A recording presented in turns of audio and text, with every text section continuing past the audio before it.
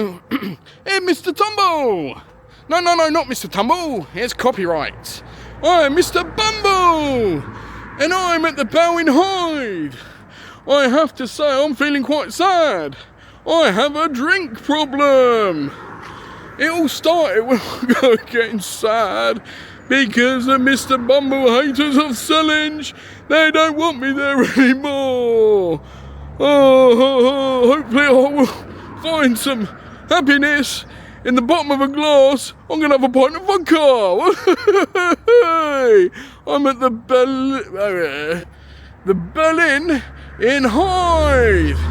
It's called the Bell Inn. Now I'm going to go and have a drink. Hey! Oh, someone's there. Hi! It's Mr. Bumble. Hello. I'll have a pint of vodka, please. Can I have a pint of vodka? I want a pint of vodka. I want a pint of vodka. Boys, girls, men, women, you never find your problems. You never solve your problems at the bottom of a glass.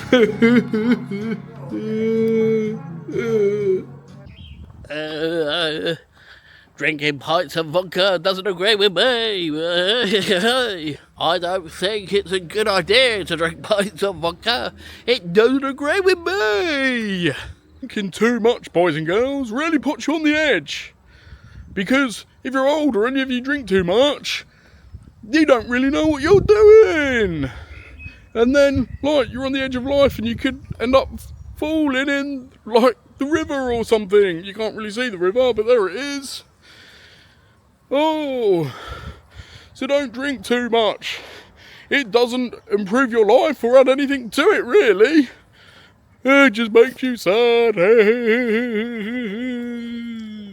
I'm gonna sit on a bench and just reflect on life a bit. And remember not to drink. Talk to people if you feel down. And get around your friends and do something that you enjoy. Don't live up to other people's expectations. Live a life that's fulfilling to you. So, a few minutes have passed, and I got the magic spotty bag out, and I magically sobered up. Way! I had some water instead of vodka. I got the magic bag out, and I sobered up. Way! I'm happy now. God, it's blooming bright, isn't it? Oh, and probably the outfit doesn't help you, like, you know, with the sun and everything. Yeah, but anyway, I'd like to talk to you guys about something serious, something that went on in my life, and I want to encourage everyone to get help with their mental health. I'm currently in the process of training in counselling skills, and on my counselling skills journey, I plan to become a therapist and to help many people using counselling skills. One thing that's really important is that you talk to someone when you're feeling down. You know, you don't find answers at the bottom of a pint of vodka. It was not pint of vodka, just for the record, it was water. The Bell Inn in Hythe, the Bell Inn. Yeah, it didn't serve me pints of vodka, don't worry, pints of water. Just to clarify that. So yeah, I'd just like to talk to you all about the dangers of drinking. I'm teetotal, I don't consume alcohol. And I'm glad that I am, because the singularly most difficult moment of my whole life was when my daughter was abducted by her mother and taken to Spain from the UK without my consent. It is classified as child abduction because she did not return after 28 days. This was in 2021. She's still not returned, and yeah, there's a little bit of, shall we say, politics between the two countries. Apparently Spain don't recognise the abduction, which is ridiculous because I've got all the recordings and all the documentation that says abduction has taken place. My ex previously threatened to take my daughter Scarlett to France without my consent, but she ended up in Spain.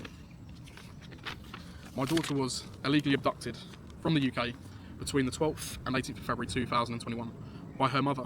And my life is why I'm inspired to do this. My life began to spiral out of control as a result of this.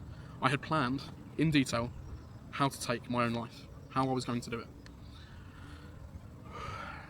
I still have my letters to Scarlett and to my mother apologising for what I thought I was going to do. I don't know why I have kept these, but they are with my letter that my dad gave me shortly before his passing, which was 12 months prior to my daughter being abducted. So you can imagine it was a really hard time. I thank God that I was never much of a drinker prior to the abduction, because this could have been a crutch that could have easily gotten out of control.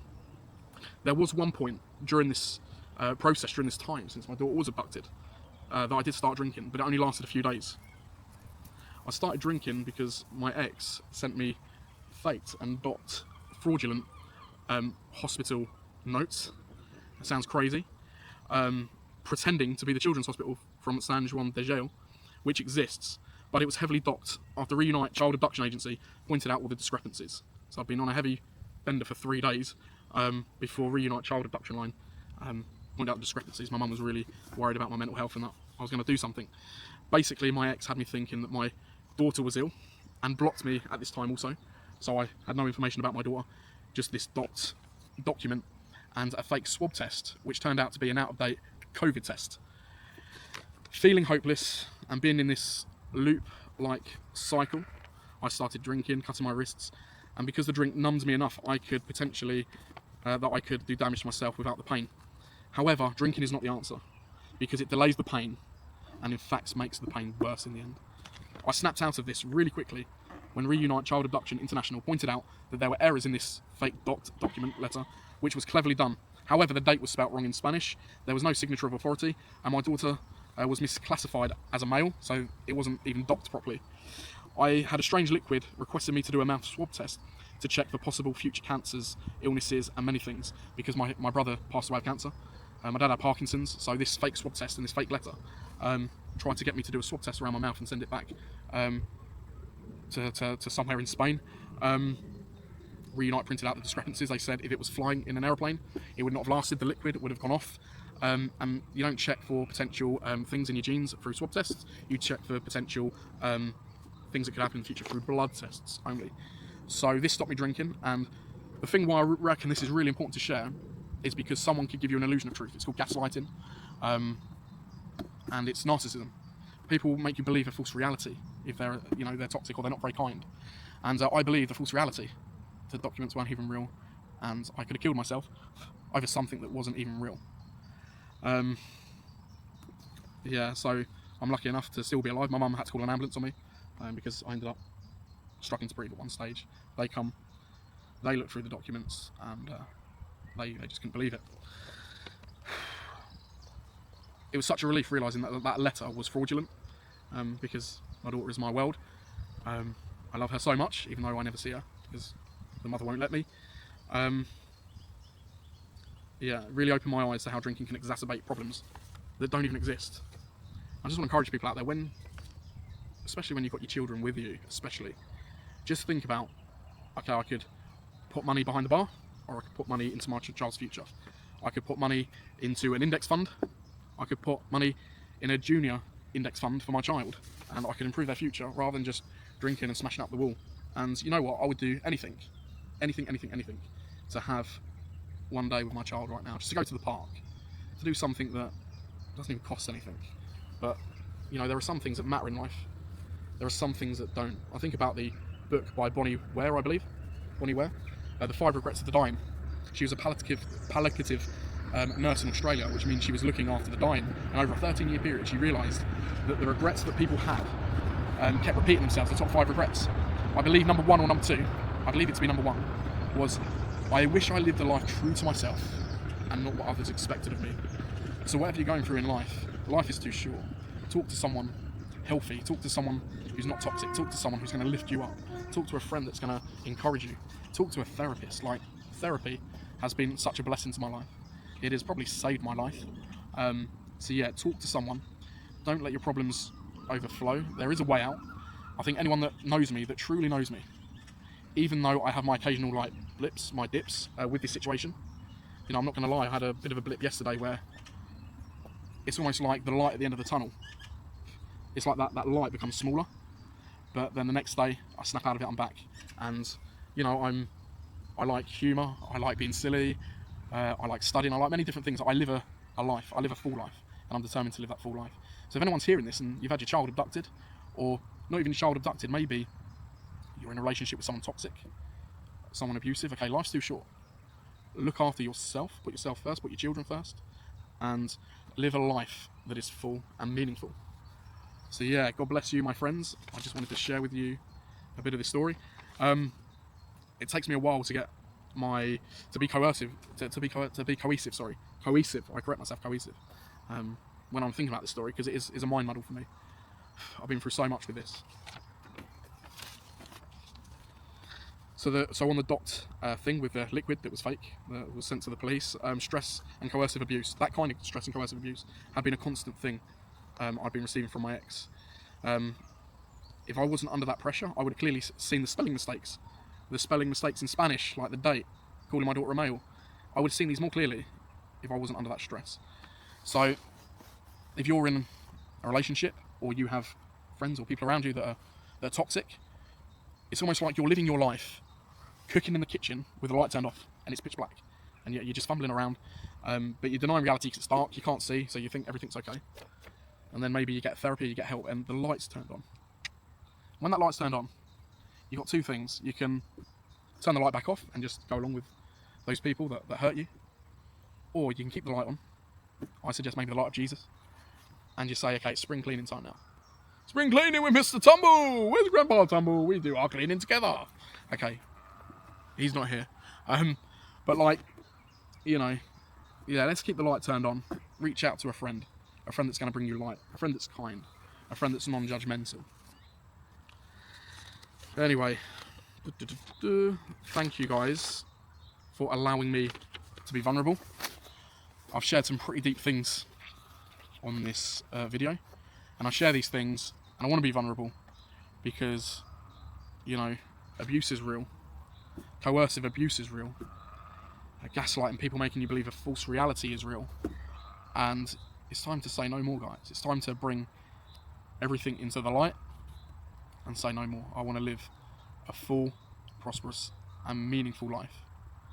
If this has touched someone's heart and, you know, you would like to connect in some way, I'm not a fully trained counsellor or anything like that. I'm a user of counselling skills. I know a bit about counselling skills, and I can be a good friend. And I think that's the best gift you can give people, is friendship and love, understanding, a listening ear, to actively listen to someone, not to just cast them out, but to listen, actively listening. What does that mean? It means having your phone turned off. It means separating yourself for your friend. And hopefully, if they're a good friend, like, they'll be the same towards you, you know? So in counselling skills and in counselling training, they talk to you about self-care, self-love.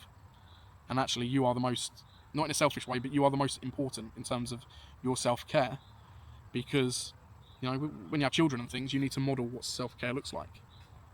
When you have friends that you want to help, you want to bless, you want to show them what self-care looks like. If you work as a teacher or a TA, or you work as a support worker and you're working with vulnerable people who you have an influence over, you want to show them what taking care of yourself looks like, because that is education.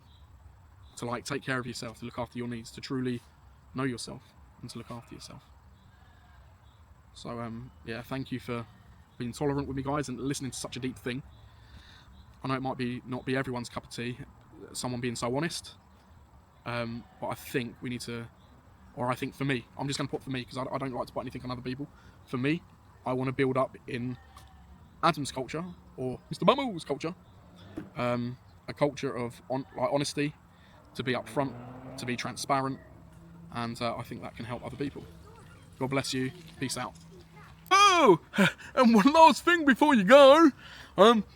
If you have a problem with drink or addiction, you need to talk to someone about it. You need to be so honest and upfront about it, because if you have a drinking problem, it just makes you do silly things and look a bit strange sometimes. So I'm struggling at the moment with my drinking problem.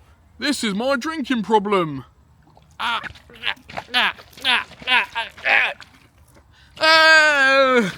Sorry, drinking problem. God bless you. Bye for now.